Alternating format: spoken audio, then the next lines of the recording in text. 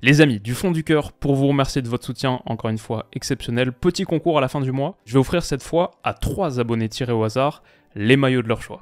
Pour participer, très simple, soyez abonnés à la chaîne et laissez un commentaire. Les amis, bienvenue, j'espère que vous allez tous très bien. Trop content de vous retrouver pour cette nouvelle vidéo, pour lancer le week-end tranquillement, avec la suite du concept qu'on avait imaginé et lancé semaine dernière avec le Real Madrid de 2024-2025.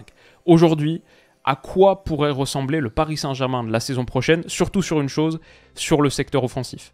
Bien sûr, avec le départ de Kylian Mbappé, se pose la question, comment le remplacer ? À quoi ressemblera cette seconde partie de terrain pour le Paris Saint-Germain de Luis Enrique et de Luis Campos saison prochaine.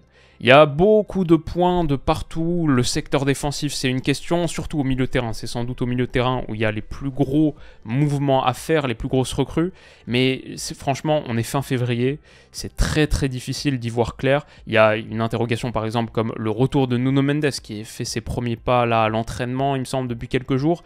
Bon, quel rôle lui donner à lui? Ça déjà, juste ça pourrait changer le système tactique du PSG. Donc c'est très difficile de se projeter.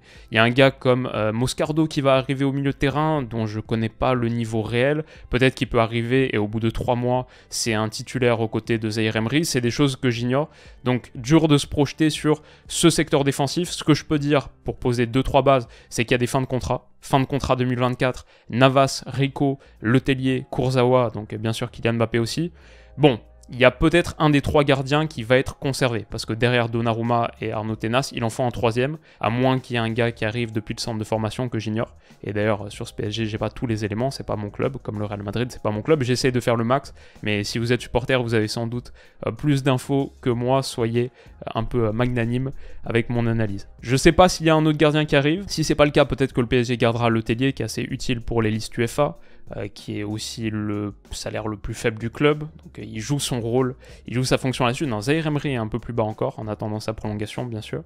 Mais donc peut-être que Letellier restera, ça c'est le truc niveau fin de contrat. Il y a aussi la question des retours de prêt. Le Paris Saint-Germain a bien dégraissé été dernier, mais avec beaucoup de gars qui sont partis en prêt aussi. Je pense à Hugo Ekitike bien sûr, mais aussi un gars comme Bernat, qu'on a un peu oublié, mais qui revient. Il est en fin de contrat au Paris Saint-Germain qu'en 2025.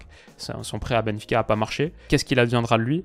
Il y a des gars comme Renato Sanchez, Garbi, je crois que c'est pas trop mal à Lausanne cette saison, mais est-ce qu'il pourra continuer là-bas avec un transfert? Je sais pas. Il y a Dagba qui revient, Cherendour aussi, pas sûr qu'il soit prêt à intégrer tout de suite ce milieu de terrain, et il y a bien sûr Xavi Simons. Alors ça c'est une grosse question, et on va y revenir dans quelques minutes. Mais voilà, ça c'est grossièrement les contours de l'effectif. Ce qui m'intéresse, comme j'ai dit, c'est la question du secteur offensif, parce que là on a une certitude. La première, c'est que Luis Enrique joue pas avec une attaque à 2 avant-centres. Que ce soit du 3-2-5, du 3-4-3, du 4-3-3, ce sera toujours, plutôt de cette manière-là, un système à 3 attaquants avec une pointe et 2 ailiers de percussion.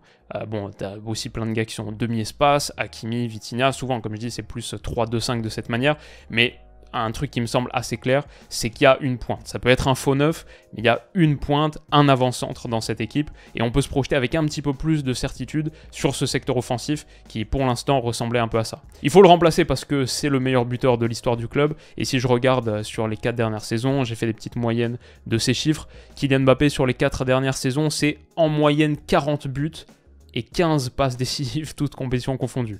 C'est un apport volumétrique qui est juste énorme, et tout ça c'est sans compter ce qu'il apporte hors stats aussi, les espaces qu'il ouvre, les lignes défensives qu'il fait reculer grâce à sa menace dans la profondeur. Comment le remplacer? Le début de mon idée c'est tu le remplaces pas. Il y a une raison pour laquelle le Paris Saint-Germain et Nasser Al-Khelaifi se sont accrochés aussi longtemps à lui, c'est qu'il n'existe pas de remplaçant à Kylian Mbappé dans le foot mondial. Pas de joueur que le Paris Saint-Germain peut attirer, en tout cas. Quand je regarde les joueurs les plus valuables du monde, bah voilà, c'est pas pour rien que Kylian Mbappé a 180 millions, joueur le plus valuable avec Erling Haaland, Jude Bellingham.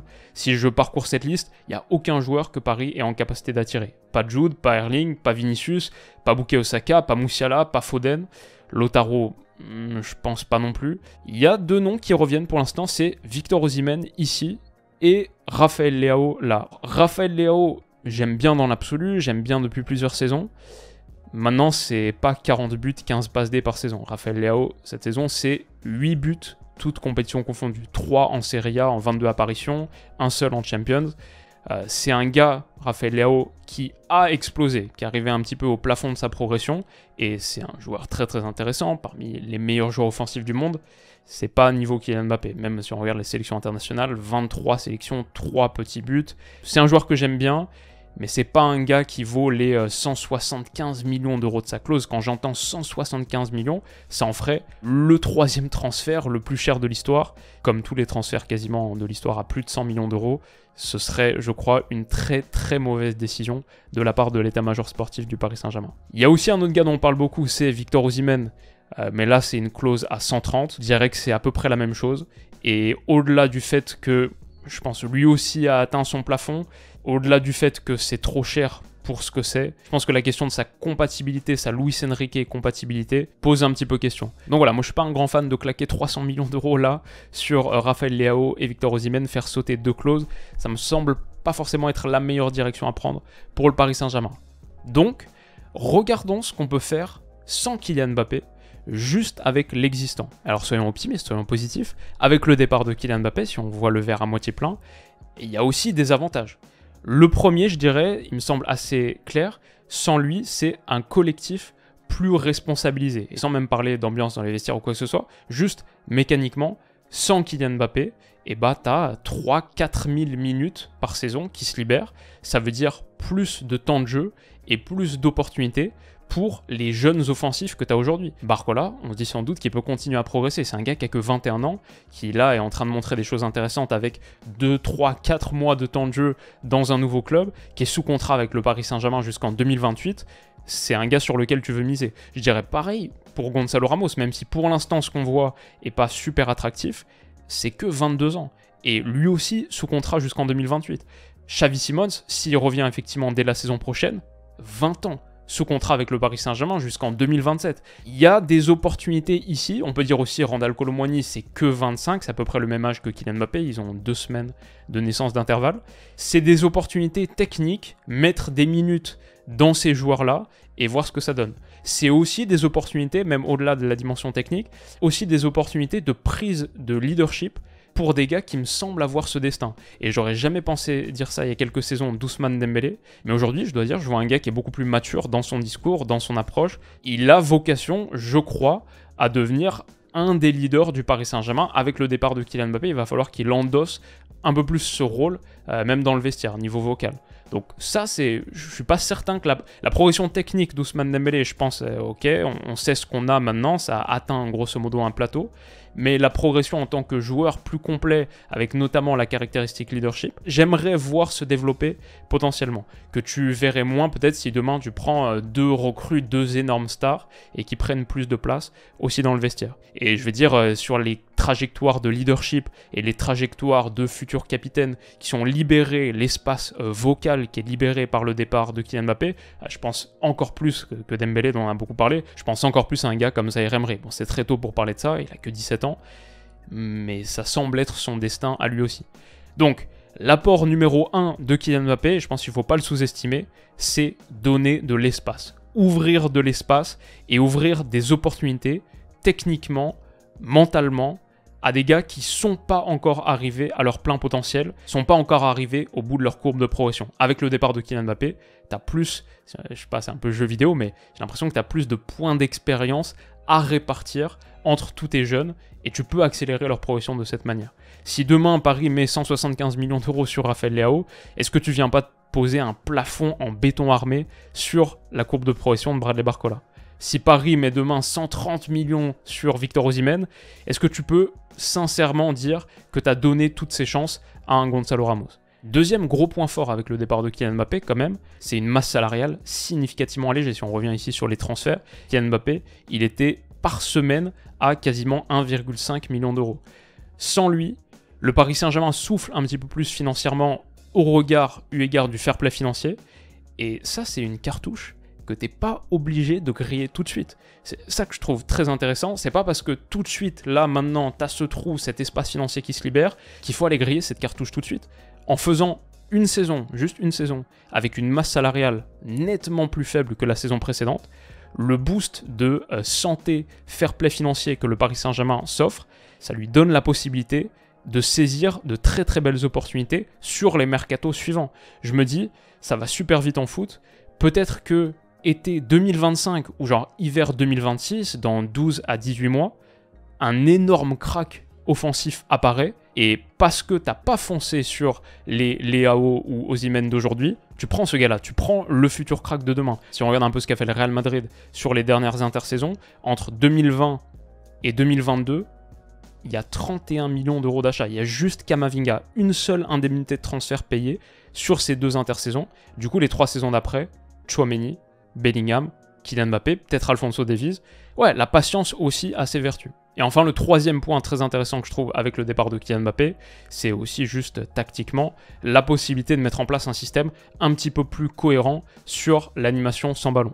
Tu peux enfin presser avec tous tes gars sans lui. Gonzalo Ramos, c'est 97e centile des attaquants des 5 championnats majeurs en tacle par match. Je pense à un gars comme Randal Colomwani qui pressait à Francfort, je pense à un gars comme Xavi Simons qui presse à Leipzig. Est-ce que c'est pas une opportunité aussi de faire quelque chose de plus cohérent sur toutes les phases du jeu? Donc voilà, comme je dis, je sais pas exactement à quoi ça peut ressembler. Peut-être que demain, Mbappé se blesse, Ramos fait les 15 derniers matchs de la saison et on se rend compte qu'avec 13 buts en 15 matchs, il est l'option claire et nette pour ce poste de titulaire. Peut-être qu'il n'y en a pas vraiment qui surgit, mais Xavi Simons revient, et tu le mets lui en faux neuf, comme on a dit en plus, dans un rôle de pression, avec Dembélé et Barcola qui essayent de couper. Il y aura un manque d'efficacité offensive, c'est sûr. C'est un peu le problème de cette animation offensive du Paris Saint-Germain, où Barcola et Dembélé finissent pas très bien leurs occasions, mais peut-être que c'est renforcé par l'arrivée d'un milieu de terrain. Le Paris Saint-Germain, je pense, doit recruter par contre mercato estival au milieu de terrain.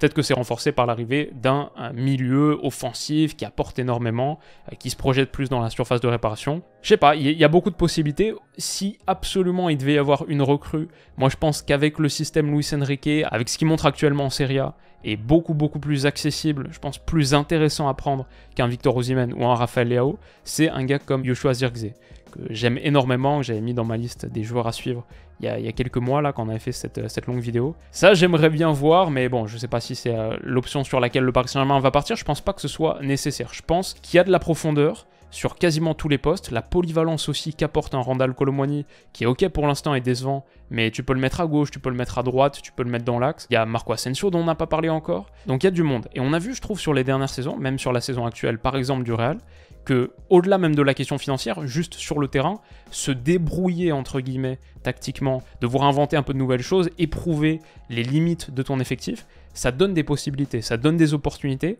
et à la fin, ça donne aussi des gars qui savent jouer à plusieurs postes, qui peuvent reprendre confiance. Ouais, je sais pas, j'aime bien cette idée de se débrouiller avec l'existant et de garder tes cartouches, notamment financières. Peut-être qu'il y aura de meilleures opportunités. S'il n'y a pas là des trucs très intéressants à faire, et déjà au milieu de terrain, il y a sans doute des choses à faire cet été, mais sur les postes offensifs, s'il n'y a pas des trucs hyper attirants, hyper attractifs à faire, peut-être tu patientes, et dans 1 an, l'évidence arrivera. Le truc aussi, c'est que le PSG a pas besoin de recrues pour gagner la Ligue 1. Ça, c'est aussi, je pense, un avantage. L'équipe qu'il y a ici, elle est largement suffisante pour remporter le championnat de France. Et en Ligue des Champions, la stratégie qui est annoncée maintenant depuis un moment, c'est censé être celle de la patience. Nasser le répète à tout va, on est patient maintenant. Soyons cohérents et soyons véritablement patients. Enfin, un mot sur Gonzalo Ramos, Randal Colomwani.